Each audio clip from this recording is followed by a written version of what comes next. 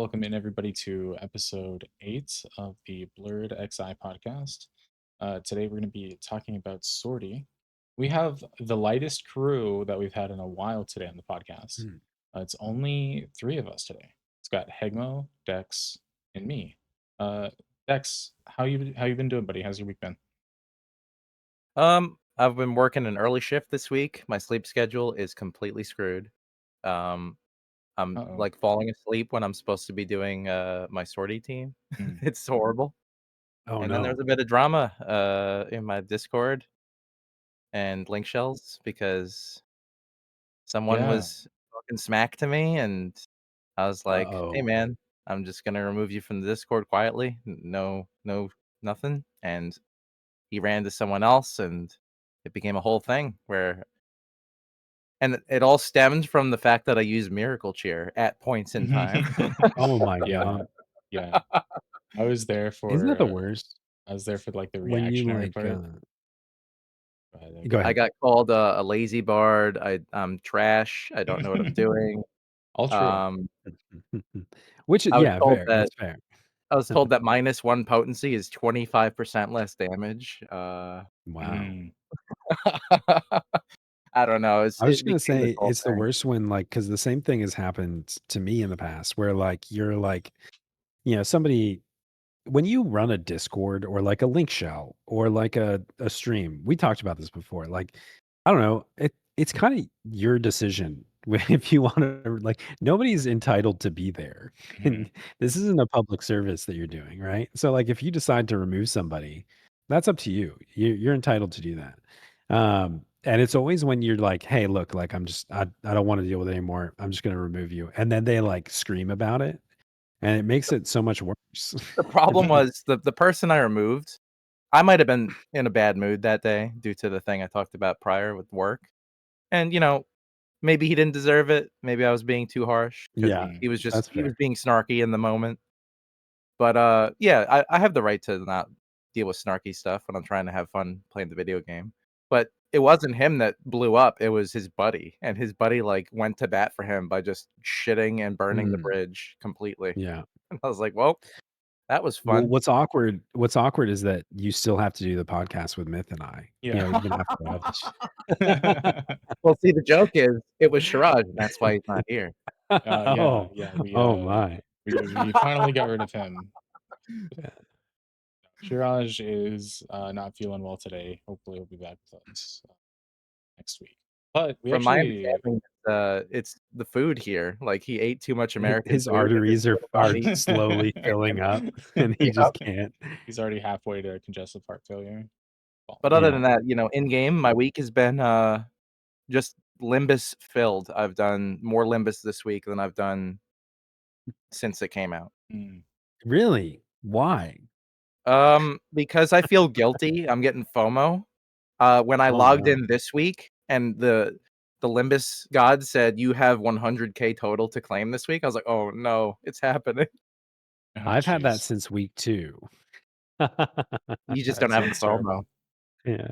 Yeah, I think I've done a total of, like, 7 chest unlocks in each zone, like, since the beginning. So So I what's really your haven't done total at? much. You're Like like 40? 56K, something. Okay, that's Yeah, pretty mine's good. like 50 something. I'm at, Yeah. I like, think I 90. did I did 5 out of 5 in both zones week 1, Mhm. and then it was, like, probably 2. It's just like an exponentially decreasing, like a negative exponential. See, Um, I wanna do it now because I haven't been forcing myself to do it. So now I'm like, "Okay, this actually sounds like a cool thing to do if I don't have anything else going on." mm.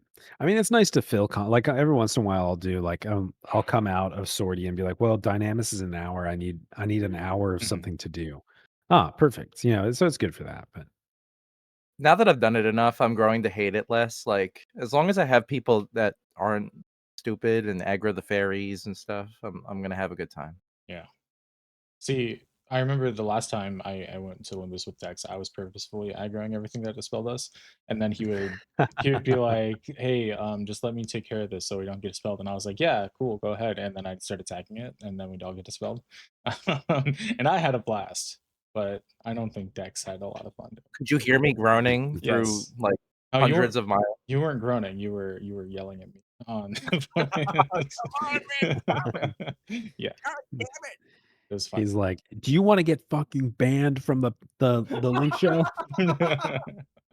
Yeah. Oh, so the funniest thing about that whole story, now that you're bringing it back to that, Mhm. um, the guy jumped into my Discord and copy pasted, me saying, "Don't ever do that again, or I'll ban you from the Discord." Mm. And it was, and the whole joke was, I said that to someone for spoiling Wordle for the day, and it was in jest. Yeah, it was like it was a completely different person and a completely different topic that said that, but it was funny because I was in that Discord when this happened, and when he quoted that, I thought you were talking to him, and I was like, "What's going on?" Because I was behind and I didn't see the stuff before that. And then he just started, like, going off, and it was just weird, like, he was just spamming, stuff with incorrect spelling and grammar. He was just, like, saying "you," like, just the letter "U" and then the letter "R," and then I don't mind "trash." that. It's a I video was game. like, People "It like it that. it is," but I haven't seen anybody talk like that consistent, like, since I was, like, 12 years old in this game. I I'm happy to not have people in my circle, in my life, who just create drama and negative vibes for everyone around us. Like, if you wanna go on and do that kinda stuff, you can do it on your own. I'm not gonna, there's no hard feelings. I just wanna have a good time. Feel like ever since we put out the social etiquette podcast, people have been going out of their way to be weird as fuck because I've kicked two people from the link shell. One for like telling another person that he hopes he dies for a V25 fight that didn't go well, and then another one um that like he was like harassing somebody he knew, I guess in real life and had formerly dated. And but we Oh, didn't you're know that talking they about the had one that I banned? yeah, yeah, but we didn't know they dated until, like, after we kicked him, and he just, like, That was came in so here and, weird. like, raging. It was really strange. She was like, "Yeah, that was my ex, and we have a kid together." I was like, "What is happening?" Yeah. Yeah, that was really strange. Anyway, Hegmo, how's your week been? It's been all right. I think I'm on the opposite work schedule from Dax. I've been working really late, so I was up to like 4 or 5 a.m. a couple days because that's just how work is. But that's been really fun. And then in game, just chugging along. We just been doing sortie 8 bosses and Mhm. playing with our axe. Yeah, how is it? You got your first stage 5 prime the other day. Yeah, I got my first stage 5 on Sunday. It feels like it's already been like a month, Mhm, but it was on Sunday. We picked it up and it's great. I like it. I mean, I think that like it's sort of like when you are 15, a prime or another weapon, another ultimate weapon, mhm. in that like yes, it is a damage boost, but it's not like oh my god, now it's good. It doesn't like double in potency or anything like that. It's a little bit stronger. I think the most fun thing, at least for warrior with the great axe, is the frequency at which I see 5-digit auto attacks now, which which is like just makes me happy all the time. I've always been saying that the primes just feel like a better version of Empyreans because you just don't need the aftermath to get that fun Mm, effect. Yeah. yeah, I was so happy for you. Like, I was there live when you got it, and we got to celebrate.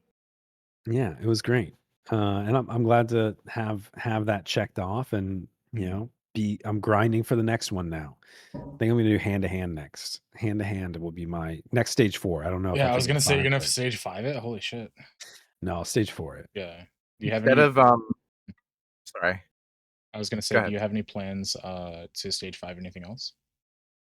I mean, currently no. I mean, I would like to do Spalarisos just because like I'm a firm believer in like do one for the meta and do one for your funsies.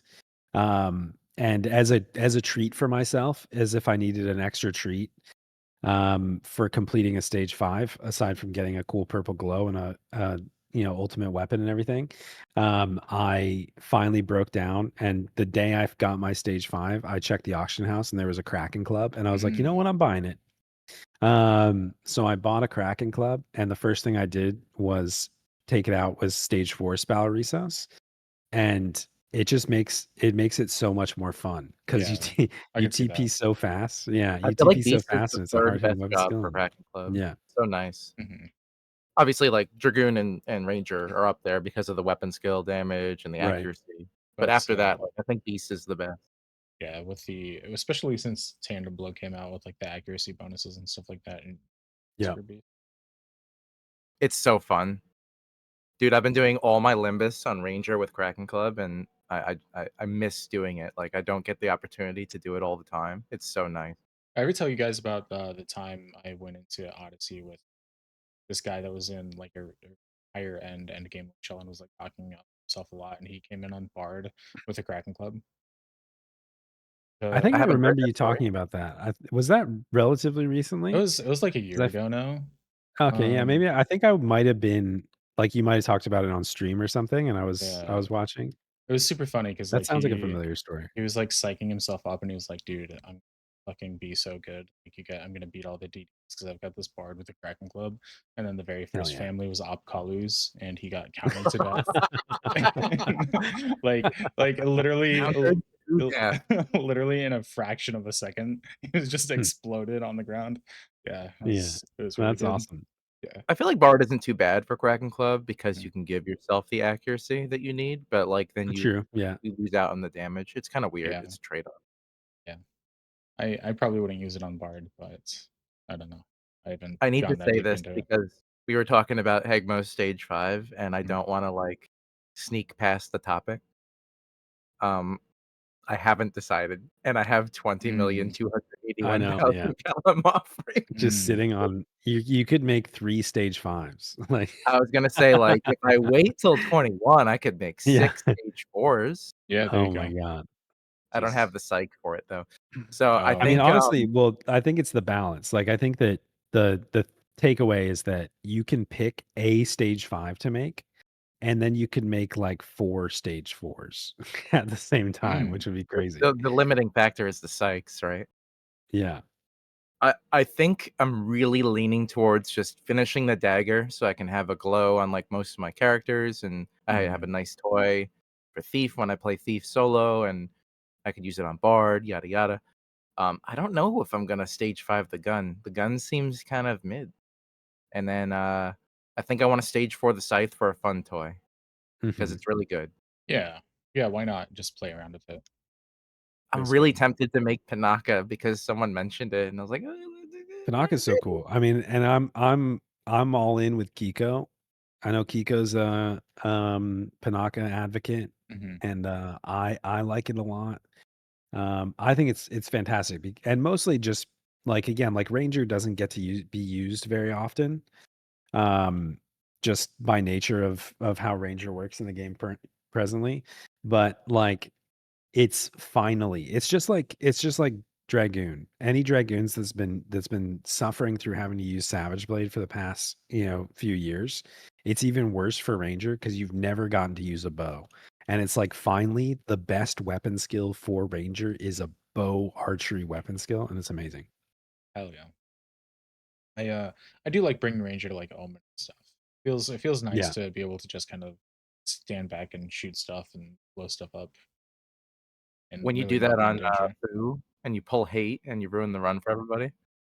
See, I was trying to do that. I was going out of my way to try to do that to OU when we were doing it. So as soon as he absorbed all the buffs, I was like popping barrage and like back to back weapon skills stuff. Yeah, Or it's like Zangorger, and it Yeah. you absorbs gotta do everyone's shit. the what you gotta do is you have to, run to the opposite side of Mhm. the arena on U, and then do, like, the Sarv, barrage Sarv, try to There we pull go. hate off so he runs away from everybody, and then everybody gets drawn in. That's Yeah, the drawn in straight to fullers, and then yeah. everybody just dies. Yeah. I've seen some disgusting, barrage with, Panaka on, Mhm. I think, the auction house forums, but Oh, it yeah. typically, I would believe that the aftermath from relic weapon would get you a better barrage, no? It's percentage attack. Probably.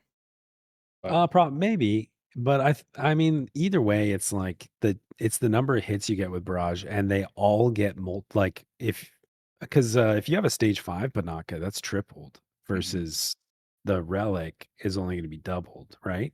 Ideally, you crit with it too. Yeah. So I mean, I got like 120 or something K auto attack, and it was cool to see. like the six digit barrage was cool. Apparently some people have gotten like 200K plus, Yeah, I've seen that. which are insane. My The other proudest cool moment thing, was, on Arabati V25. I got, yeah, like, 2 60K eagle eye shots and then a 120K barrage. yeah, yeah, that's what I was gonna say is that like I always, whenever I play Ranger, I'd be like, okay, I'm gonna eagle eye shot, and it does like 2,000 damage, and I'm Mhm. like, "Oh, never mind." But somebody shared in my Discord, like, they were doing, like, 70K Eagle Eye shots or 80K Eagle Eye shots with ERP because it has something about, like, all the crit modifier that you can get, specifically makes it hit super hard. It's definitely something that if you make a set for it, it can perform a lot better than you would expect. Yeah. Okay. So moving on, before we launch into the topic for the day, one thing that we need to go over is we got our second email from the Oh, blurredxi@gmail.com. mhm. And Cosmos Galaxy. yeah, let's go ahead and dive into it. Dex, do you want to read that? Cosmos Galaxy sends us Warrior Ultimate Weapons. Mm. Hey, how's it going? I'm a fan of your podcast and recently returned to the game. Thanks for coming back. I've been working on Ninja and having a great time, but I've also recently started messing around with Warrior as well. I'm not even close to mastered, but Great Axe has been really fun to use considering the weapon skills and utility. I'm currently using Lycurgos, which is the ambuscade, right? Yeah. Yep. And I was curious about other Great Axes as well that I currently have access to, such as Bravura. I may eventually get the Aeonic yet, but not sure yet. Even just giving any tips, thoughts on key pieces for the job would be helpful. I like that you use the Mythic Great Axe as well, and I have not heard great things about it. Mhm. It's probably underrated. Thanks, Cosmos. Yeah. The Mythic Great Axe, the first person I ever saw make it was you, Myth. Yeah. I mostly made it just because I wanted to. It was more like a passion project more than anything. I can't say that I actually use it very much. I use it for the lock style because I really like how it Mm, looks. But yeah. It's for more of a for berserk macro, right? yeah, you can use it in a berserk macro. I often don't. I will sometimes. So like in in my mind, best case scenario for Conqueror is if you're doing like V25s and you can get away with the -8% defense and you need the attack because you're often underbuffed, or like if you're soloing and you don't have enough buffs, that then it can be really nice. But for the most part, like the 8% attack, if you're like properly buffed to the gills, like you'll be in a lot of like sortie situations. You don't need it too much. But it is not bad to throw on like at the beginning of the fight and use that for like armor break if you're gonna switch weapons anyway. So that's kind of my like use case scenario for that. To be Nice. honest, until I read this email, I was Mhm. like, "What the heck does Bravura do?" Because I haven't seen a Mm, Bravura in, like, a decade, Yeah, yeah. yeah. and I was, like, shocked to see that it gives evasion down, and it Mhm. gives aftermath 20 DT and Mhm. regen, like, tanky. Bravura Very was really, really cool, back in the day. It has kind of fallen off just because you don't need the DT anymore. It doesn't break the cap or anything Right. like that, Yeah. and you don't need the evasion down. At 75 era, it was amazing. It was really, really good. It really improved your warrior. It improved the group overall. But unfortunately, these days, Bravura, I haven't made one. I probably will just to for like funsies. say that I like have completed it. Right. But it's honestly the last warrior ream I would make, even after Conquer stuff like that.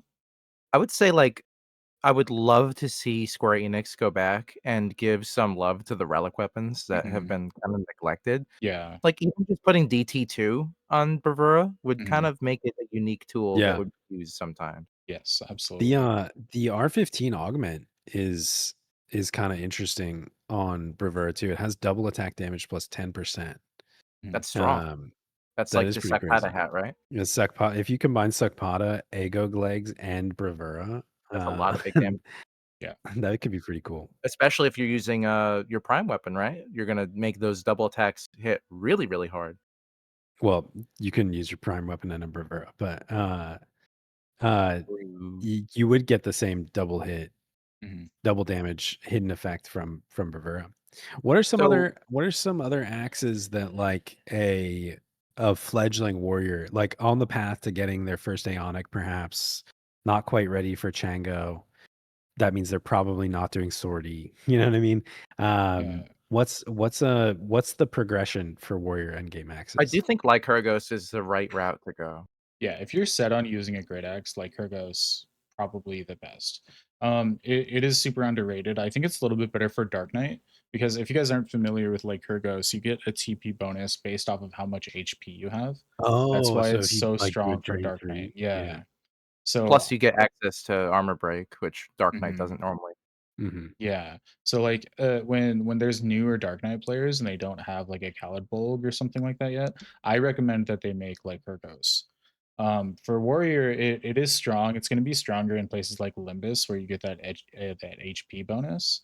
It'll Mm, still be okay if you're not completely set on doing the great axe route. I would check out like obviously there's nagling. That's not going to go yeah. anyway anytime soon. I'm not even going to spend any time talking about that because it's so cliche. But I would check out the Shining one. That could be a really strong route to go if you want to use a two-hander. I Plus, feel like every warrior should have a shining one in their pocket. yeah, absolutely. It's really strong for weapon skills. You still get to use a two-hander, and it still has some good skill chain options. But if you're soloing a lot of your content, then I think like Kurgos and then eventually Chango would be definitely the way to go. Yeah. I think, I still think Ukon's pretty good. Lionheart says Ukon, and I think that's like a relatively like the Empyreans are technically before you get to heavy metal and stuff like that. Like they're not super expensive to make, and they're not difficult to make. It's just time. Yeah. Yes. Um, and Ukon's not bad. I want like how does because I don't. It's been so long since I thought about it, but like how does like the what is it the JSE Obero weapons the like Minos or anything like that. Does it is it a good like mid-step weapon or is Lycurgos outshine it? I assume like Kurgos is gonna outshine it. I Yeah. honestly haven't even looked at the Obra weapon for Warrior. You're talking about Minos, right? Yeah. I think most of those, weapons, barring a few exceptions, are kinda just, like, really basic level. Hmm. But the Mm. problem with that is, like, as a new player, um, sure, that might be appealing because it's got, double attack and crit and all that. I think it's 10 double attack on Minos, Hmm. but, it's typically more expensive to get those stones, like Oh, the really? boulders and stuff, Yeah. and if you're gonna get money, I think a new player should try to work their way towards ambuscade anyway, and since the update where you can do the 1 monthly track and your freebies will get you at least up to the Oh, stage yeah. before the That's pulse true. weapon, Yeah. I would definitely recommend at least getting the Kaja Great Axe and then trying to farm a Yeah. pulse. That's probably a better route to go than Minos because They're easier to get than it's ever easier now, to I get, guess. it's not wasting your money, True. and it's overall better once you have it. Yeah. All I right, so speaking about wasting your money, how about LeBronda? no. There was like a case to be made for it back when V15 Odyssey was a thing. For people who don't know, this is Mm, the SU5. Mhm. SU5, yeah. So we played around with the subtle blow path for it, and Mm. honestly, it's just not worth it. There's Can you get there's 100 crit to benefit? Is that I'm not sure. I don't know. But it's never gonna be better than Ukon for white damage because the occasional double damage just isn't that strong on it. It's not worth the loss of damage that you get from the weapon skills. To be honest, even Ukon, I wouldn't recommend a new warrior go out of their way to get Ukon. Um, Mm. I like Ukon. It was my favorite Great X for a very, very long time. It was my very first Rima that I ever made back in the Abyssea era. When I came back to the game, it was the very first one that I capped and like afterglowed and all that stuff. But I haven't equipped it once ever since I got Lavria. Oh, really? Um, Yeah, oh, yeah, that's true. Well, Lafrey is just Yeah, I mean, Laughter is Ukon with slightly worse aftermath, but but still ridiculously powerful but and a even really barring strong that weapon skill, so even barring that, like, the only use case I had before Lafria was in segments. And Yeah, that's not necessary at all. It can still do really, really well in a segment run. It can still do well in a few like really niche scenarios, but it's not going to do well enough to justify spending like 400 mil and yeah, hundreds of hours farming for a newer player. true. I I remember think when that the, segments oh, good. Go ahead, sorry. I was just gonna say, I think the other really fun thing for all the Empyreans, I like to bust out Farsha on Mhm. Marsh is awesome. random ambuscades just to Yeah. do like on the Kadav last month, just doing like a random 60K auto attack and just Mhm. it's probably not worth it for that, I was gonna say, like, but there very aren't too fun. many fights that are for Warrior at least, that are, like, long-term engagements where you're just sitting there white hitting a lot other Right. than Mhm. ambuscades, so you don't really get to benefit as much from the AM3 from, the Empyrean weapons. Yeah. I remember when, Odyssey first came out and everyone's gear was so much weaker, the predominant thought behind Ukon was like, I get to hit the mob once and then clean it up with white hit damage because the white Yeah. hit is so strong, and then move on to the next mob. Yeah. I But did nowadays, Ukon. everyone's one-shotting. Yeah, I did Ukon for a long time in C segments, and even like when it started to kind of like theoretically fall behind Nightwing, it was still a lot of fun to do. But if you're a new warrior and you're open to like not doing a great axe, but you don't want to like go down the Nagling route, I think the ambuscade axe is a really good way to go. If you pair the ambuscade, the Dolichenis with the Oh, really? Sangarias from UNM, decimation can do some really good damage, and it has some good skill chain properties that you can play around. I like that weapon Nice. a lot. Yeah, it's pretty strong, and it's easier to get your hands on. Like even the Kaja axe would be perfectly fine. It's much easier to get your hands on than say like one of the Rimas if I'd say money advice is to new fighting there. players is to not get too pigeonholed into the idea that I need to Mhm. have the max ambuscade weapon, like the Kaja weapon is great Yeah, for absolutely. whichever path you're going. Yep. Mm. You don't need that pulse. It'll provide a great bonus, a Mhm. boon once you do get it, You Yeah, know what the but other great don't thing get too about stressed. Delechinus is? Mistral Axe is a ranged weapon skill. it's true. I love that. 15 yalms, right? So cool. So cool. Just tossing So that axe is satisfying to so do. cool. Yeah, I think to kind of tie this up, the really the things to remember about Warrior is you want to be changing weapons a lot. Great Axe is awesome, especially if you're solo because it's so versatile. Uh, but don't be afraid to play around with some other stuff. Shining One, super strong. Dolachenis, super strong. Nagling, obviously, is probably going to be the meta for the next 30 years. Yeah. So hopefully, The they game lasts just, that long. yeah, I but think, what about, Greatsword? Isn't, the Unity Greatsword Montante really good? so Maybe Yes. for Dark Agwuz Knight, but Agwuz I is don't know if strictly better for warrior. okay. Even like at the base, and I mean that would require an ongo kill, but you can buy it for that. And then if you rank it up, it gets even further ahead. For Dark Knight, Montante +1 versus Agwuz R0 is probably like neck and neck. They're very close. Montante is probably a slightly better. But I don't know. Warrior doesn't have a lot of opportunities where resolution will shine outside of like uh basement sortie stuff. Yeah. The thing about the Odyssey boss weapons is they're positioned they've positioned themselves at as like the starter weapon for that Mhm. class, but then it's counterintuitive because a starter player will not really have the means to get that boss clear. So Yeah. Yeah. they're more likely to go out and do a unity fight, get Mhm. some chests and get the item. And even if it's like neck and neck or even slightly worse, it'll last them a lot better until they get their first Rima, their ambuscade weapon. So Yeah. those weird Odyssey weapons tend to fall by the wayside, at least the niche ones.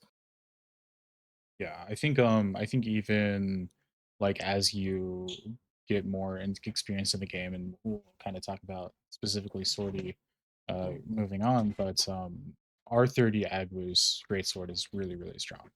and it's Mm. still like even if you have all the trappings on warrior, you can still use the R3 claymore That's in cool. certain scenarios where you don't want to be skill chaining or walling other people.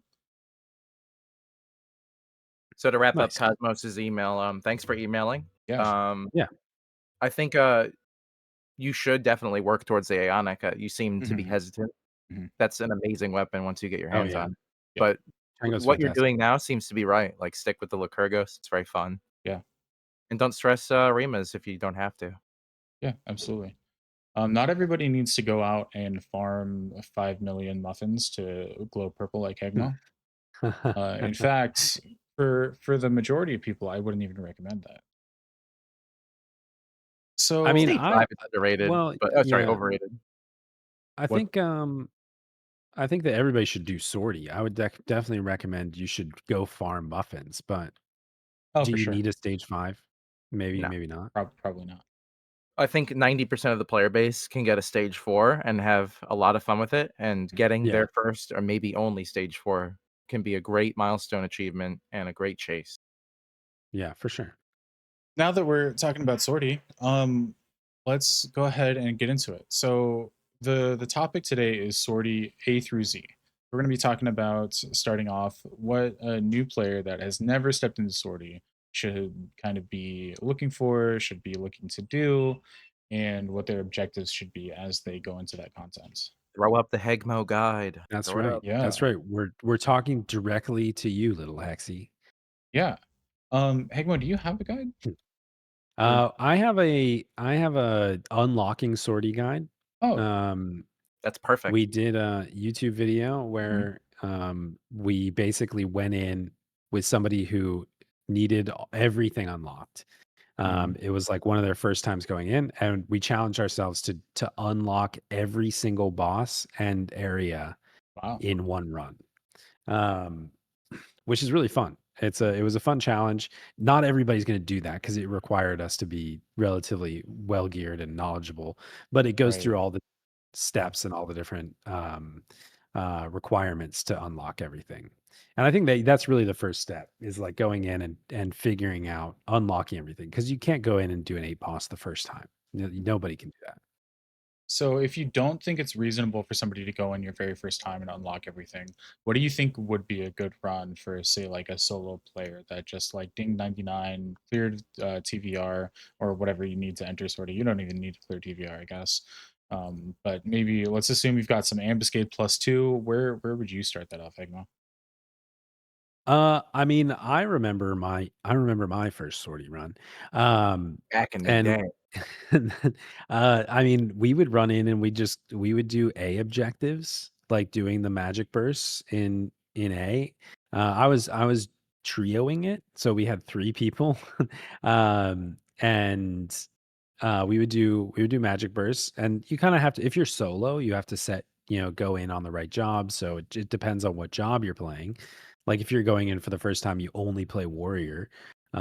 You might do a different set of objectives than anything else. But um, I think A is a great place to start. Hmm. Finding the Abdella because there's you can basically full do A in a short period of time, and get like the magic burst chest, the kill 5 abject foes chest, the Hmm. resting on the platform, the door, um, the self buff, the naked examine, and the Abdella, and like you can do that in 30 minutes and still have some time to run around and do weird stuff.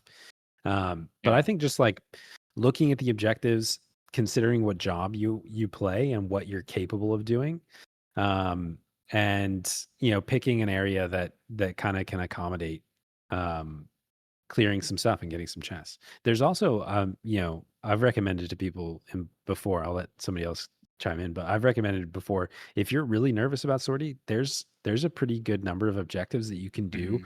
without engaging anything.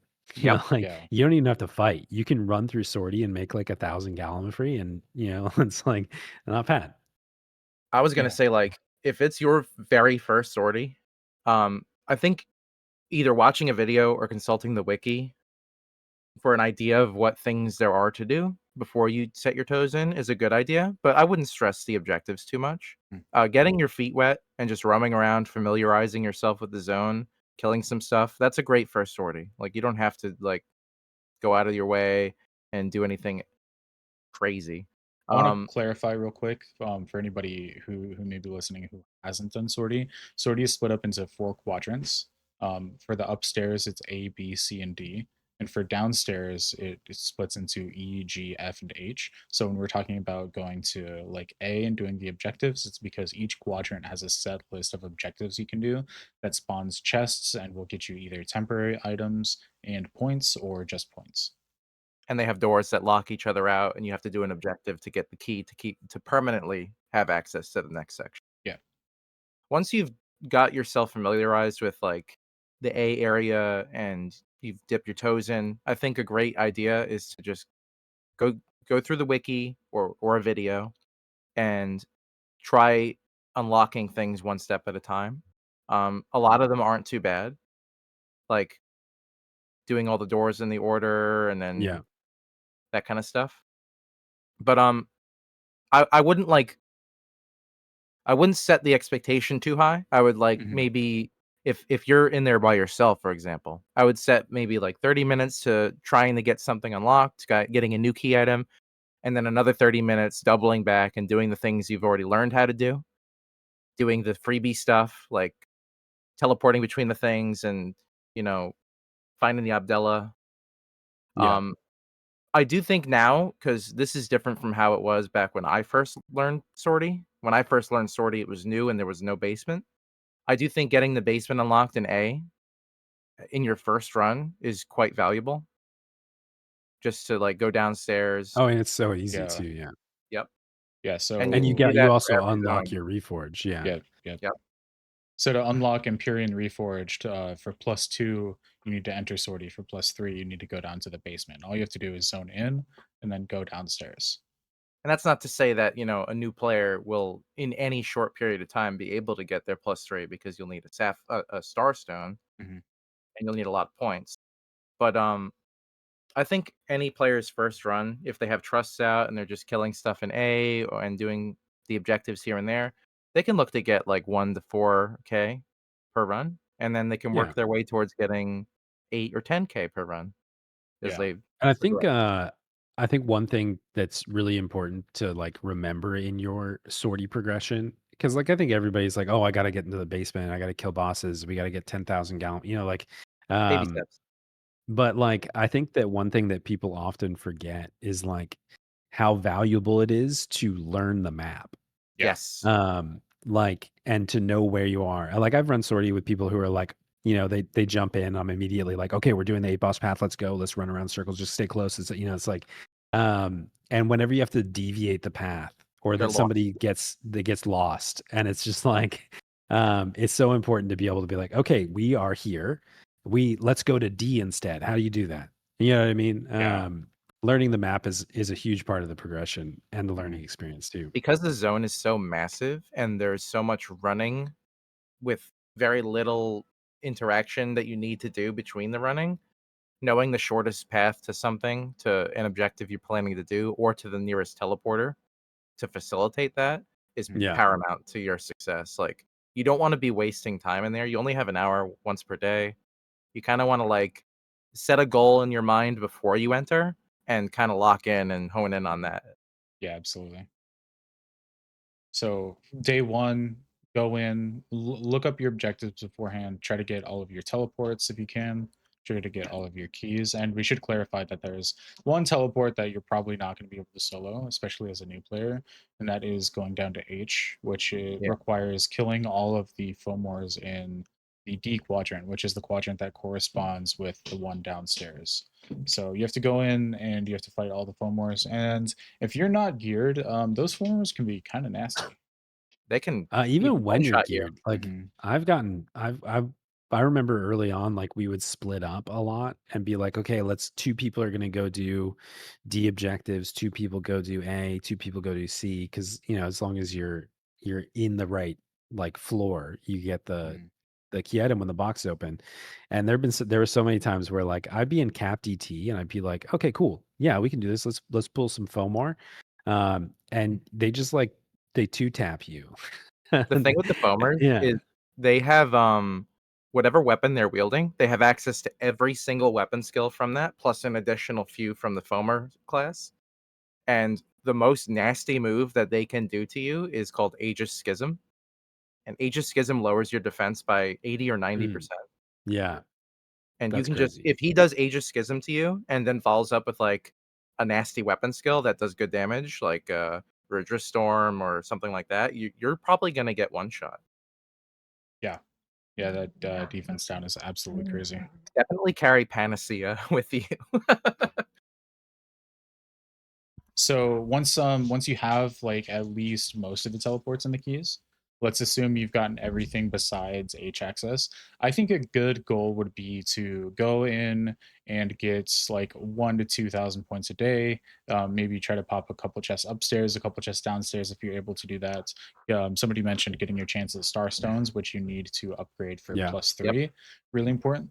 But I think the main focus for new players is there is a colossal jump for most jobs between going from Ambuscade +2 to Empyrean +2 gear. yeah, Yes. absolutely. It's gigantic. The Empyrean +2 is on par with the Odyssey gear, which is really the strongest gear in the game, that and Empyrean +3. So if you can spend, a day getting 1 to 2,000 points, that's 10 runs, which I mean is a lot, but 5 runs if you get 2,000 points, and you can get a +2 piece, which has anywhere from 8 to 10+% weapon skill damage on it, or a number of other like stats like DT and things like that. That gear Yeah. is phenomenal for starting Oh, players. and It's there's a so many huge Big jump. there's pieces of Empyrean gear for certain jobs with, like, 10 or 12 or 14% DT on them. It's such a good, Yeah, plus accuracy, plus other stats, like, they're so good yeah, absolutely. for, like, mid-step progression or even, like, you'll full time a lot of those pieces once you plus 3 them down the line. Hmm. I totally agree. I think just your timetable's a little fast. Like, I think your first run, just, like, getting familiar and not really doing many objectives at all is reasonable, and then Hmm. by, like, the 2nd or 3rd run, focusing on objectives, and then Yeah. your first week doing sortie, getting, like, 1 to 3K is great. Mhm. I do From think, it's important to say, like, if you get access to those basements, um, prioritizing doing those blue caskets in the basement zones, um, Yeah, wherever you can, like the C zone where you stare at it and then you pop it. yeah. That Do well, H is kinda harder to unlock, but going in and out of H and then though just wear a full Empyrean set Yep, in Yeah. and E is really easy to get. doing those, even though it's a lot of time commitment to run down into the basement, scour for the Bitzer, and find it, and then do the thing Mhm. for the zone in hand, I think that is much more important for your time. Like, it's worth 20 minutes of you going and doing those objectives because you'll have a chance of Yeah. getting stars. But also again, like talking about like again learning the map and learning the process, like those basement areas are a learning Mhm. curve because it's like suddenly you're finding this randomly placed thing, you know. Um, and I remember the panic when we couldn't find the bits a few times early on. Um, I think it's important to like just go through the motions, and that's your objective for the day is to like get the blue chest. Yeah. Yes. Um, like go down, figure out where the bitzer can spawn, and that kind of stuff is all super helpful to like learning efficiency later on. Mhm. Yep. So once you have like a relative grasp on where to go, once you've gotten maybe a couple +2 pieces, stuff like that, even before you get all your gear, you could start forming a group. And really, there's two ways I would recommend. There's two paths that I would recommend splitting down. Either going down to the H chest or the H access, like forming a group and trying to knock that out so that way you can go down and have access to all the bosses in the area. Or you could possibly even not directly go to that and do some smaller boss runs with people. You do like anywhere from, I don't know, 1 to 6, maybe even 7 bosses without H access. Hegma, which direction would you go? I mean, I think I would probably start like I feel like you need a pretty efficient, well-built party to start to tackle all the FOMAR. Like I feel like that Okay. is probably a step 3 to me. Mhm. Um, I would start, go in, start learning objectives, et cetera, and then like start on one of the easier bosses. Start on Gatshot or some Gatshot or Scamora. Okay. Because those are generally kind of the easier ones, and like Mhm. that kind of introduces you to the boss mechanic. And honestly, like if you can nail Gatshot as a party, you've just doubled the Gallimafree you're making in a run. You know what I mean? Yeah. Like you're going from getting 1 to 2K to 4 to 5K. Yeah. That's 2,000 for an upstairs boss just free from Yeah. being able to kill it. And that's really nice. And then if you add in, Scamora, which like Hegma was saying is probably the easier one. The only thing you got to look out for there is you got to make sure you have enough damage because I think it's after 7 minutes. If you don't kill it, you'll time out and explode. Yeah. Is it that long? I think it is for upstairs. For downstairs, it's 3. It's 3, yeah. Yeah, That's why I was confused, but, that might be right. I think Let me it's double check. 7 minutes, but I could be off there. But even then, like not all of the upstairs bosses are going to be worth doing for some groups. Like I know some groups that can kill an E-boss. For those of you who don't know E-boss, that's Dartok, which is the correlating boss for the first one that Hegma was talking about. I know people that can kill that boss easier than they can kill like the B or D bosses upstairs. Yeah, absolutely. Oh B is yeah. very painful. Yeah. I I I mean, wanna LaShawn clarify, is. Scamora does on the wiki say 3 minutes, just like its Oh, basic okay. Huh. counterpart Really? for 7th stage. Wow, I I'm didn't know sure that. you're just Uh, comfortable killing him so quick that you're not used to even seeing it. Well, when I first started, I got he did setting stage me once. Fair. But that was like a very, very long time ago. And I felt like I was fighting for a lot longer than this, but I could be off. Maybe the wiki's wrong, but uh, by all means. Yeah. you also get that like combat high when you're doing a boss that you're excited about killing and time Yeah. dilates. Yeah. Yeah. Like this is like I'm certain that I'm it's felt. I got that adrenaline. Yeah. Yeah. It was very high pressure back then. Um Um, but yeah, I think I mean, LaShawn has killed me embarrassingly. Like in an 8 boss run. We're like used to killing Aita and Gartel and some of the harder stuff, and LaShawn just sneaks up with a something silly and kills everybody. Very often, LaShawn will kill a member of my party in my 9 boss group, and, for the first time in probably a year, he's wiped us, so it happens. yeah. Oh wow, yeah, yeah, yeah. Do you guys want to go into why that happens? Just to tell Sure. Yeah, them why that how I to think, avoid that? there's a variety of things with I mean, all the bosses, it's important to remember that none of them are really Zergs. Like Mhm.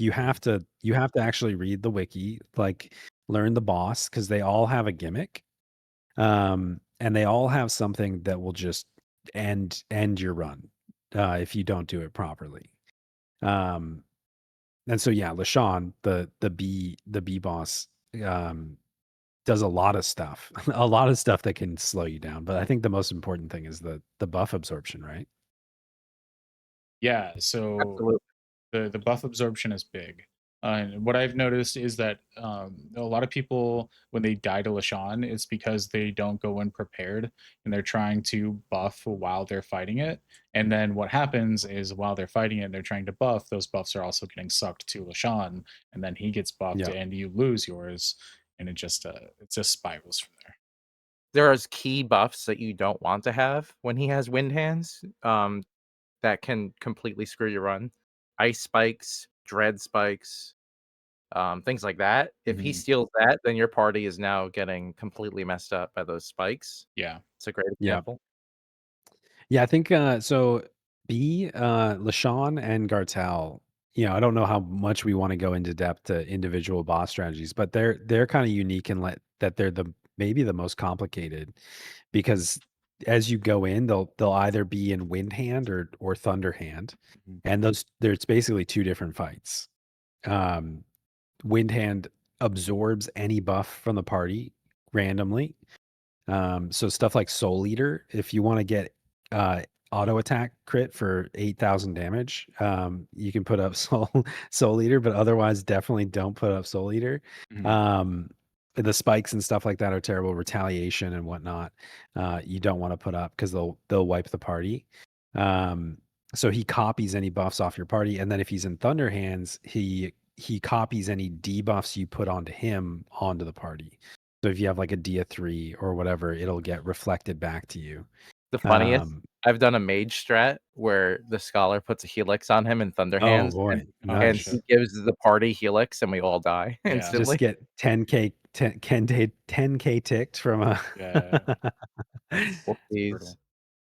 Yeah, I used to have an emote that said I was casting a helix on him just to mess with my party when I was doing mage strat. Um, Trolling. but, so what's the gear threshold that you would be looking for somebody who's looking to tackle, like, H axis? Hmm. And getting into H access, I would Mhm, say like having um your ambuscade gear, having maybe a couple pieces of +2 in your Empyrean set would be really valuable. And just being able to do the damage output. But I think most importantly, it's more so, in my opinion, like having your party comp figured out. Like if you're going in to try to do H access with, you know, two thieves, a puppet master, mm. a red mage, and a blue mage, like you're gonna have a hard time probably. What else do you bring to Sortie if not 2 thieves and a puppet? Look, we're not all ready for the 9 boss comp, the secret 9 boss comp that nobody Yeah, talks about. mhm, Uh, I'll talk about it, but later. yeah, I think, if you can get access to your jobs, depending on the job, but your job's, base unaugmented Odyssey gear, then that's a huge boon. oh yeah, mhm, absolutely. Get some Sakpatas, get some Like, if you have Boonsir. unaugmented Sakpada, you're kinda, like, in great shape. yeah, But if you don't have access to that, then having done Omen to get your +2, +3 artifact, having your JS or your, ambuscade gear, that's all really important. yeah, there's quite a bit of stuff that you can get before you get to this point, but if you have, like, some ambuscade +2, you've worked your way to upgrading some Empyrean +2, like I said already, that's a really big jump, and then if you add to that, like, either, like, just a handful of JSE, whether it's AF or Relic, and then, especially if you get an Odyssey set, a good spot to Some high start tier fights tackling. like Malignants are also Yeah, exceptional boons. yeah, absolutely. So what composition would you guys use for HX? Since that's what you've been talking about, Higma.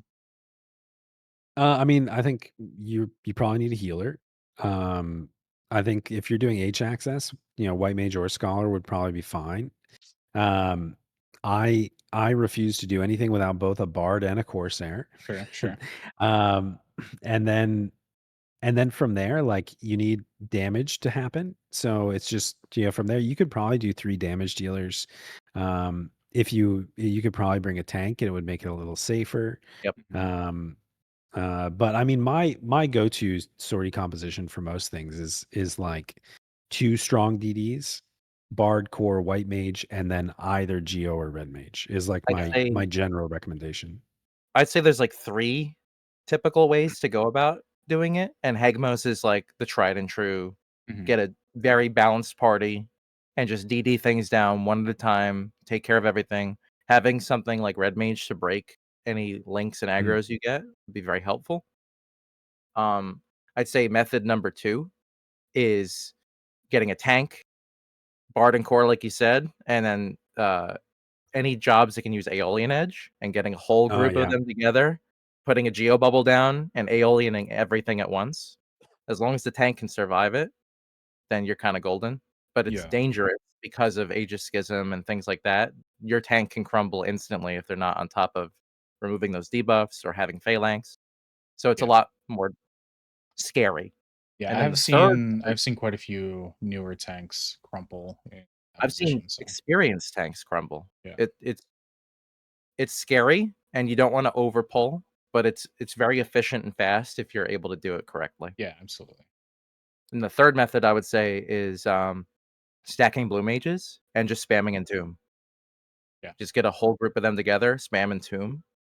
As long as Entomb is done on the mob, it'll overwrite a previous entomb, they'll all stay broken, and they'll all die eventually. And even not just farming H access, isn't that a pretty good way to make some decent muffins as a newer group, the Blue Mage method? Oh, yeah, like, if you, there's an alternate method to getting, like, 50K, with blue mages, but we can save that for later. Oh, But Yeah. nice. blue mage is just cleaving rooms and focusing on getting as many of the non-boss mobs as possible on your way and doing Mhm. the easiest stuff. That's a great way to progress. Okay. So once somebody's got H access, let's say they've already killed a couple upstairs bosses. They're familiar with Gatchad, Skamora, maybe Sean. Dagai is a little bit more complex just because of its mechanics. I don't think we need to go super in depth about that right now. But where would you guys go for a newer group? Let's say let's start with the melee method because I think that's the most common. How would you encourage? How would you build that group, and what kind of route would you start with? For like What a would I newer group getting into like a mid-tier sortie run, like starting Yeah, to dip toe into the basement and stuff like that? yeah, so going absolutely. cage and beyond? Mhm. Yeah, what's Cage? You wanna explain what Cage is to us, Dex? I would say cage is typically what you'll see, a pug group shouting for, like a newer player group. Mm, That's tackling C boss, A boss, G boss, and E boss, which is the C and A counterparts in the basement. They're basically the 4 easiest bosses for people to counter, and, you can take melee or whatever you want, and as long as you kill, Skamora and the upstairs version within 3 minutes, those are your biggest threats. mm, Yeah. Yeah, I mean, I think that's like that's the first milestone in my opinion is doing that boss order. If you can consistently get those 4 bosses down, yeah, you're making like probably close to 30K. 30K, Yep. mm, which is a really good amount, you know? That's a few pieces of +3 gear every week. Um, you're getting, you familiarize with general mechanics, like how the key items affect different things, and making sure you're getting botulus, and just you're at that point you're pretty stable. If you can do enough damage to kill triple X, you're getting to a position where you might be able to do enough damage to kill Gartel, um, and so on. So I think that's a really good, like, that's a milestone, getting to the point where you're doing CA, G&E every day. Yep. Um, After that, I would say starting to work towards, and I think that people have, I want to know what you guys, your experience was. I would say like starting to work on Gartel would be the next thing I do. mhm. Um, I found Gartel to be a huge pain in the ass, but way Yes. easier to approach than Ita. I think Aita's easier personally. Really, Why is that? because we killed Gartel first. I think. Well, actually, it was weird because we Right? killed Gartel first, and Ita was like impossible. Like there was no way we would like get Ita to 60% and be like, okay, you know what I mean? Like it just didn't make sense to us. I guess it depends on what jobs you bring, because you need Yeah, to have a player that's able to proc Aita yeah, consistently to keep your and then DT from going up. Because if he does not get procced, which is his right, mechanic, you're on he such a builds short timer. exceptional Yeah, DT very quickly, and then Mhm. you're unable to kill him. But my thought process is with LaShawn is that, you know, if that fight goes longer, you're just gonna get killed anyway. He'll yeah. also build DT, he'll counter you to death, he'll start I think one-shotting that you. like I guess maybe why I consider Gartel to be easier than Ita, because we went through and when we finally killed Ita, suddenly Ita was easier than Gartel, but it wasn't until after we killed Ita the first time. Yeah. Um, I think that Gartel's win condition is in preparation, You're talking and about, I um, B, right? LaShawn, not yeah, Gartel? well, LaShawn and Gartel. Gotcha. I would say like if I personally I think that if you can do enough damage to kill Skamora and Triple X, you can probably do enough damage most of the time brute force Degi and LaShawn. Yeah, Mhm. So I'm kind of skipping ahead to Gartel, I guess, but fair. like, I think that most of the setup to your win condition on Gartel or LaShawn is setup. Like it's knowing what buffs to use in advance or Yes, how to queue your party up, and the Mhm. win condition on Ita is execution, which I think is the biggest difference that's a between great them. way to put it. Yeah. Now for a new group, if you were to tackle either of those, where would you prefer to use your SPs? Or would you do, Ooh, like, the beginning of the run, one with SPs, and then the end of the run, another with SPs? yeah. I prefer that method. That's totally my recommendation. I would if you're learning, and I still when I do 8 bosses, I don't really do Gartel or Aita without an SP. That's where I use them, and I think that setting up your party, first of all, if you're doing sortie and you haven't mastered a job and you have a 1 hour SP instead of a 45-minute, that should be your next goal is to master your Yes, job. I would do that Absolutely. before. Be a lot of power creep Yeah. in finishing your mastery. So yeah, if you go into sortie and you set your run up so that you can go straight to Gartel or straight to Aita, use Mhm. all your SPs, and then the end of the run, the last thing you should do is the other one. That would be my recommendation for Those sure. 45-minute SPs are Yeah. critical for an hour-long activity. Yeah. So to rewind a little bit, to like put a prerequisite on what you need to go into the basement bosses and start fighting that. There's rather a steep gear requirement difference between upstairs and downstairs. What do you say? Yeah, accuracy is huge. Oh Accuracy yeah. is huge. I don't know how it is on Shiva. I don't know if people actually do make groups on Shiva, but Hmm. in on Azura, the standard for basement boss that you'll see in a shout is R25 Naomi. I think that Hmm. R20 That's a little steep. is I think it's unnecessary as well. But I would say that R20 is something to aim for your I think Naomi set 15 is before fine, you do. Okay. but you were right. You wanna work towards 20. And I think any players that are working on 50 or 30 to 50K a run, uh, if they're able to do that with their skills and gear, Yeah. then getting that Nyame to that level isn't a hard ask. Like, going out and working on that is another goal. Yeah. I think Yeah. doing the cage that we talked about before, like Tribulex and Dartok, I think those would be very doable on R15. I think you'd have a harder time doing Gartel and Ita if everybody in the Absolutely. group Yeah. was R15. Yeah. I would agree with that. And I think too, like you'll see it. Like the especially with Gartel, like there's a learning curve with Gartel and Ito where it's like you have to get distract on Mhm. and you probably have to stymie distract. Like they almost require in a lot of cases that even the debuffs to go up, even with the good gear. And Yeah. you'll see like your weapon skills are just like suddenly doing 20k damage instead of 70k because you're missing half the hits. The accuracy checks on some of them are very high. You'll notice that on Triple X too. Like Triple X has crazy high evasion. Mhm. Um, but yeah, I think that like it is important to consider like getting your Empyrean gear isn't all you need to do. Like you have to keep, hopefully if your static again, like you just said, is working towards doing an 8 In boss or a tandem. 7 boss.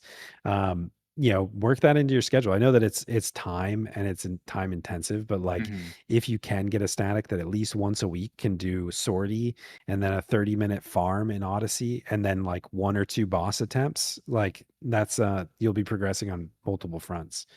Yeah, I feel absolutely. like, sortie in general, there's a lot of people that don't like sortie for any sort of reason, but, as someone who really enjoys sortie at its Mhm. core, I think the beauty of sortie is how low of a ceiling or how high of a ceiling it has, but how low of a threshold to entry it has. Mm, Yeah. So, any player can get in and start playing around. It's a nice little sandbox. It's not very oppressive to entry.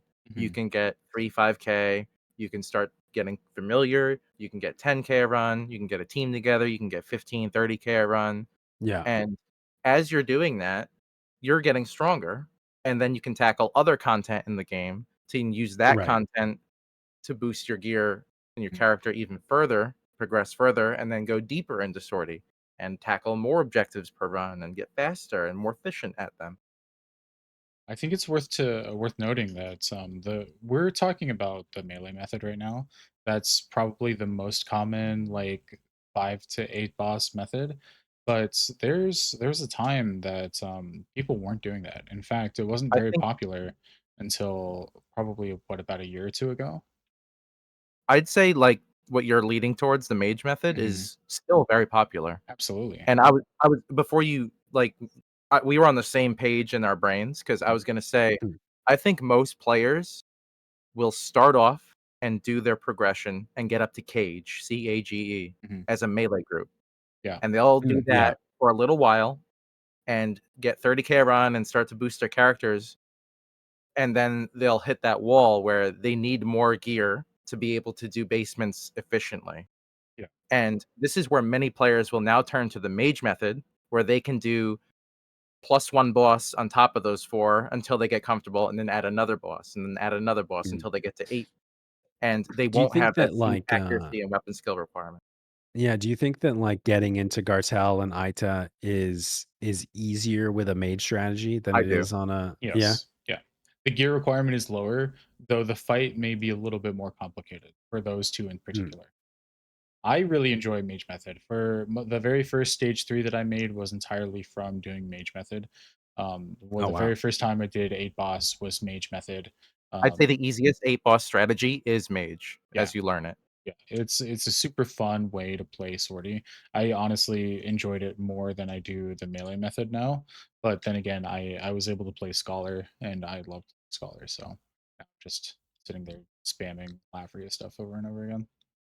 Learning the content with a mage group might be better for your understanding of the content as a whole, Yeah, and then once you get better at it, you can kinda double back and, like, use your knowledge to just kinda brute force it with a melee group. yeah. So do you wanna go into why it's easier to learn? Because you kinda have to follow those mechanics, right? Well Specifically, like Aita and Dakai. well, both Aita and Dagai have magic focus mechanics. Yeah. So, instead of kind of, like, brute forcing it and maybe incidentally triggering those mechanics or having, like, one player whose sub job is able to do those mechanics, um, with the mage group, you're doing them, like, to a T. Like, you're reacting to what they're putting out and triggering the proc Mhm. intentionally and keeping them at maximum DT down in order to do as much damage as possible. Yeah, some of the most fun that I've had playing was when let's say you're on Scholar or even Black Mage and you're doing your damage, you have to pay attention to what mode the bosses are in, whereas melee mode, your melee strategy, you don't really need to do that. But for for those 2 in particular, you have to change your elements based off of what the boss is doing. For Yep. Aita, he's gonna or for and Gartel, they're gonna absorb the damage based on their modes. Aita changes every time he does a TP move, Gartel a little bit less, but it's interesting because when I was doing it on Scholar, I had 8 pages or 8 books of macros that I would tab over God damn, to make Mm. sure that I could hit all of those different elemental skill chain stuff. that's a lot. Yeah, so you have to be tabbing through your macros. You have to have everything ready to go. I had a lot of fun doing it, but it was definitely a little bit more engaging than the melee method, and the gear requirement is lower, which is why I like it. Mm. Yeah, you I think definitely that don't have the problem with, like, going in on a melee group to the basement and just missing. Yeah, yeah. I The think too, like the other thing about mage strategies in general, like you'll end up having to do them regardless mm, if you're progressing Odyssey, right? If 'cause there's a lot of Odyssey bosses that like require a magic strategy. yeah. Um and it's actually like as somebody who is like Galka warrior brained, I just want to hit physical damage, big bonk all the time. Mhm. There's something really satisfying about like realizing that there's this whole other path of playing the game. You Yep. know what I mean? Like where Yeah. like you're setting up magic bursts and coordinating, elemental alignments and stuff like that that like you just don't think about when you're melee focused. Mhm. I need to say, Hegma, like, mid-sentence, your maneuvering of Joseph was on Yeah. point. Just multitasking over there. Yeah. Okay. Yeah, you get good at it when he does it 1,000 times a day. Yeah, absolutely. So after you've been doing like the intermediate route, which we could say is like 6 to 8 bosses, most likely, Mhm. what's the next progression point for you guys? For me, it became very clearly different when people in my group started getting their first stage 3 primes. Yeah, yeah, yeah. I would say I the think that next yeah. go ahead. You could No, go go first. I was just gonna say, like, I think that there's a number of walls that you're gonna hit inevitably Mhm, when you're making that transition. The first is the gear wall.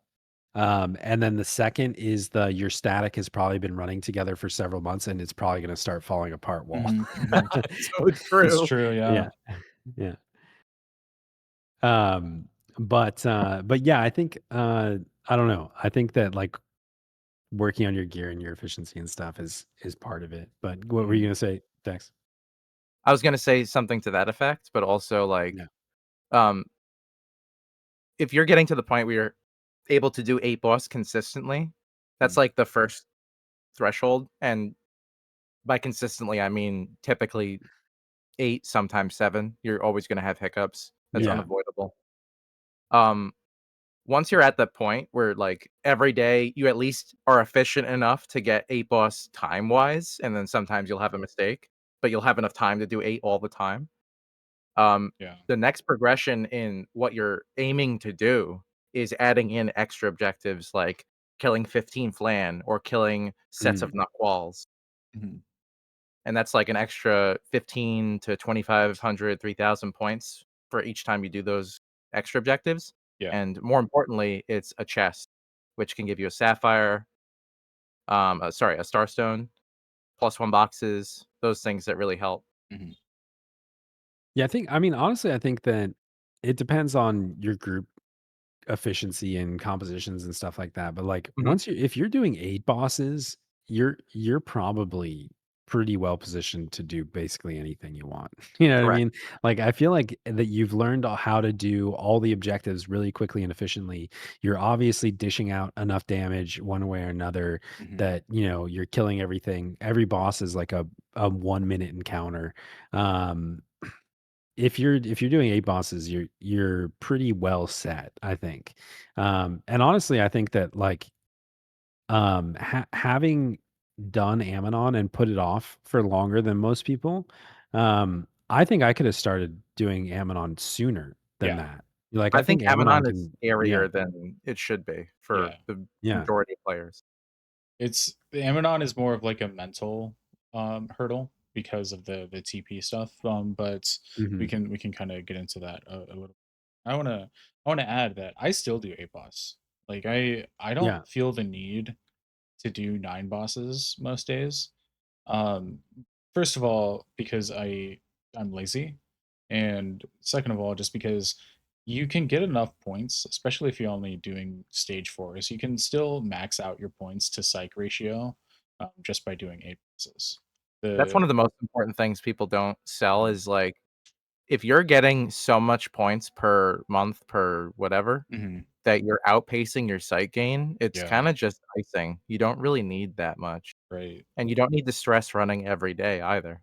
Yeah, so I Well, was unless doing you're one of those players that's like, I gotta +3 all the Empyrean." yeah, If you do that, that's Yeah. true. ironically, +3 of all 22 jobs is about the same cost as one Yeah, fully updated yeah, stage we 5 did the prime, math at one point. It's like almost slightly identical. more. All jobs, Mm. plus 3 Empyrean is the same cost as 1 stage 5. So what you're Instead of, saying is like you should do that so that way you can have a 6-month lead on Sykes. True. Yeah, Yeah, okay, absolutely. gotcha, that makes sense. Yeah.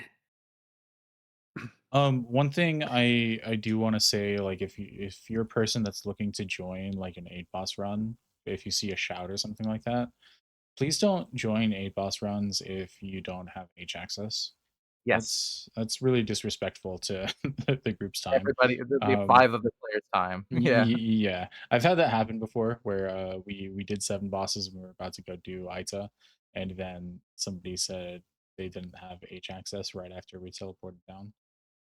Yeah. That was a little frustrating, I think but whenever you're joining a pug group for mm, Sortie, because it has such a wide range of experience to mastery level, I would say it's really important to communicate where you're at in your yeah, progression journey and what your understanding level is and what you've accomplished.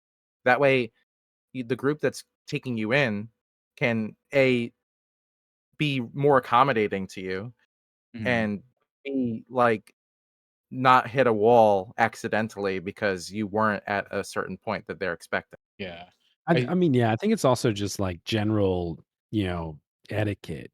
You know what I mean? Like, I yeah, if you don't have access to something, um, like you shouldn't be joining a 8 or a 9 boss run. Like that those runs are people that have been doing it consistently for the past 6 months. yeah, Um, like you have, and I think that a lot of people get caught up in like, "Oh, I can only do sortie if I'm gonna be doing 9 bosses, it'll be so much faster for me," etcetera, and, like, they forget that, like, the whole thing is such a progression, mhm, and you can't skip ahead, really. You have to learn the beginning before you do the end.